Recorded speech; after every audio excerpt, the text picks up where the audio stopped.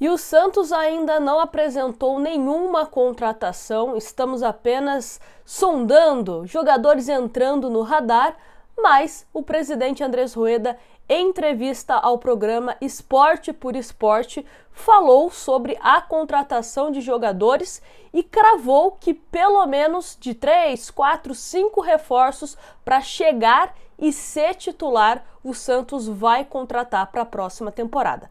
Vamos repercutir as falas do presidente do Santos. Quero muito a opinião de vocês, se vocês acreditam que de fato são jogadores que vão chegar para resolver os problemas ou aquela contratação só para dizer que contratou. Quero a opinião de vocês sobre isso e qual a posição prioritária, né, que o Santos precisa focar para 2023. Então, o presidente Andrés Rueda disse o seguinte ao programa Esporte por Esporte: estamos trabalhando dentro das nossas possibilidades para trazer reforços de peso, para deixar o nosso time mais parrudo, mais forte.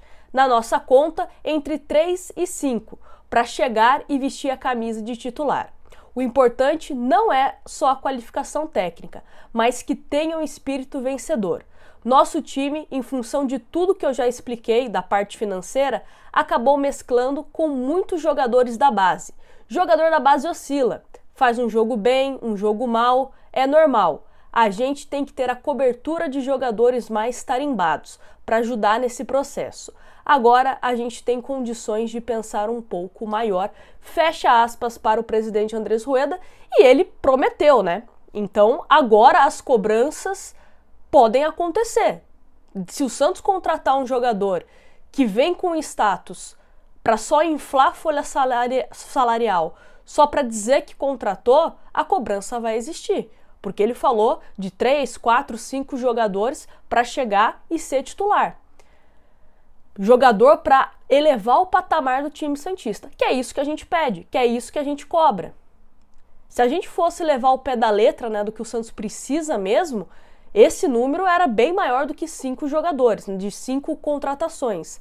Mas a gente sabe que apesar do presidente Andrés Rueda bater nessa tecla que em 2023 a questão financeira tá melhor, a gente sabe que o Santos ainda não tá nesse patamar de sair contratando vários jogadores, né, com status de titularidade. Mas vamos discutir aqui então as prioridades do time do Santos. Eu coloquei algumas aqui e vou explicando o meu ponto de vista. Eu acho que o principal que o Santos precisa hoje é o meia de armação. Um cara que vai chegar e vai resolver os problemas. Aquela função de camisa 10. A gente até discutiu isso no vídeo anterior, que o Odair Hellmann e o Falcão ouviram de pessoas dentro do Santos aquele conselho. Olha, testa o Soteldo como meio-campista, porque ele atuou assim em alguns jogos em 2022 e foi bem. O meu receio é colocar tudo nas costas do Soteldo para ele ser meia e o Santos abandonar essa ideia de contratação de um meio-campista. Hoje, repito, hoje, se o Santos não tivesse nenhuma contratação, até acho que o Soteldo renderia como meio-campista devido, né, às possibilidades do elenco do Santos. Mas o correto, para mim, o correto para você ter um time ainda mais forte, principalmente na forma ofensiva, é o meio-campista que vai distribuir bem as bolas e um Soteldo ali na frente. Do outro lado, o Ângelo, o Marcos Leonardo centralizado. Esse, para mim, seria um Santos ideal, tá certo? Então precisa de um meia de armação. Lateral direito também é outra carência do elenco santista.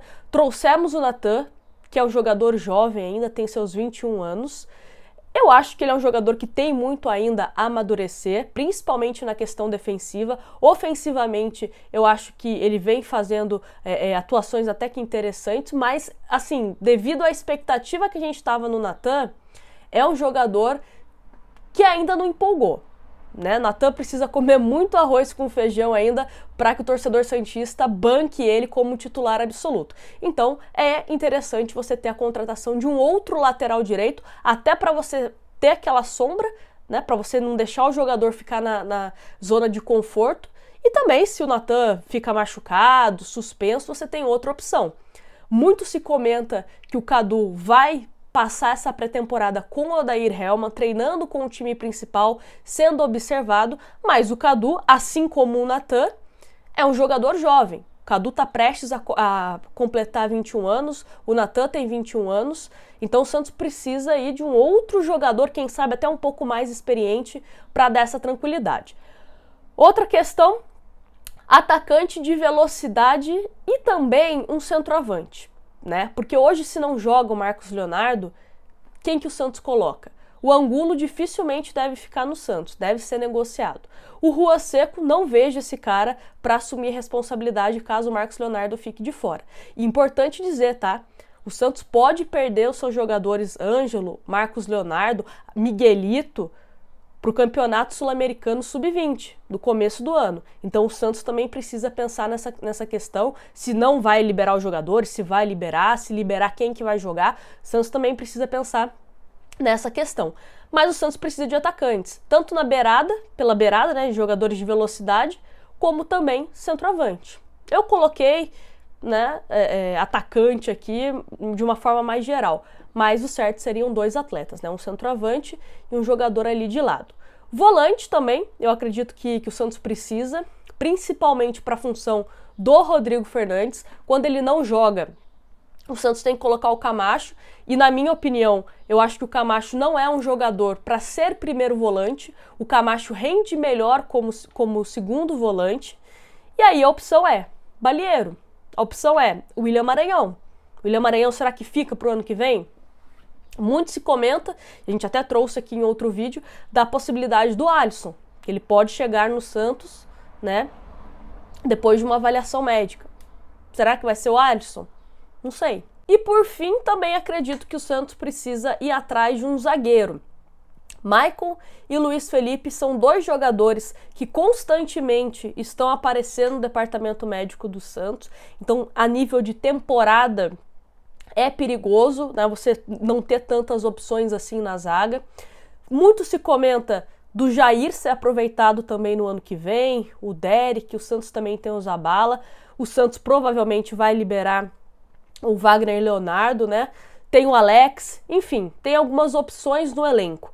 Mas eu gostaria que o Santos contratasse um outro zagueiro, quem sabe um jogador mais experiente, para dar mais tranquilidade para os meninos. Eu acho que a mescla para o ano que vem tem que ser um time com jogadores experientes e de qualidade técnica. Não adianta o cara ter alguns anos nas costas, o cara também tem que ser bom, tem que ter espírito de liderança, tem que ter espírito vencedor. E, obviamente, os nossos meninos. Eu sempre falo aqui, a responsabilidade não pode ficar em cima dos garotos. Não pode ficar em cima dos garotos. Eles precisam fazer parte do time e não depender totalmente deles. Ah, se o Marcos Leonardo não faz gol, o time inteiro não faz. Ah, se o Ângelo não joga bem, o time inteiro não joga bem. Não pode ser assim. Da mesma forma que também não pode depender só do Soteldo, não pode depender só do João Paulo. O time como um todo precisa funcionar. É um time de futebol. Não é um esporte individual, que você só depende de um atleta. É óbvio que dentro de um time você tem destaques individuais, mas para o time funcionar, para ter uma vida longa, em competições de mata-mata principalmente, tudo precisa estar alinhadinho, funcionando da melhor maneira possível. Mas eu quero saber de vocês se você concorda com essas prioridades aí que eu coloquei, né? Elenquei meio que do mais prioritário para mim ao menos prioritário, repetindo: meia de armação, lateral direito, atacantes, volante, né, um cão de guarda, e zagueiro. Me conta aqui qual que é a sua listinha de prioridade e se você também acredita no presidente Andrés Rueda, que vem aí de 3 a 5 jogadores para vestir a camisa titular do time do Santos. Me fala aqui nos comentários, não esquece de deixar o seu like, se inscreve no canal e até o próximo vídeo.